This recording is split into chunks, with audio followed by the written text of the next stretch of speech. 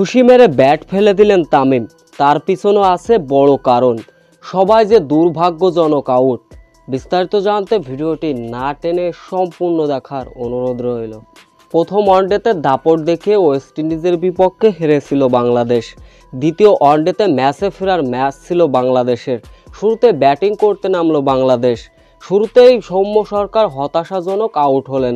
Long অফের উপর দিয়ে 4 মারার প্রচেষ্টা ছিল সৌম্য সরকারের, ইনসাইডভাবে আউটও হয়ে গেলেন। এরপরে প্যাভিলিয়নে ফিরলেন লিটন কুমার দাস। পুল শট খেলার চেষ্টায় কিন্তু গালিতেও তিনিও দুর্ভাগ্যবশত আউট হলেন। এরপরে মেহেদী হাসান মিরাজ, বলটাকে ছেড়ে দেওয়ার প্রবণতা ছিল, কিন্তু ব্যাটের ইনসাইডে বোল্ড হয়ে সাজঘরে ফিরলেন। এরপরে আরও যেন একটু হতাশার মাত্রা বাড়িয়ে দিল তানজিম হাসান তামিম। 64 রানে বাংলাদেশের 4 টপ অর্ডারই ফিরেছেন, কিন্তু সবাই হয়েছেন দুর্ভাগ্যজনক আউট। পয়েন্টে ঠেলে দিয়ে 4 মারার প্রচেষ্টা ছিল তামিমের, কিন্তু ওখানেও যে দুর্ভাগ্যবশত তিনি আউট হলেন। এরপরে মাঠেই মেজাজ হারালেন তামিম।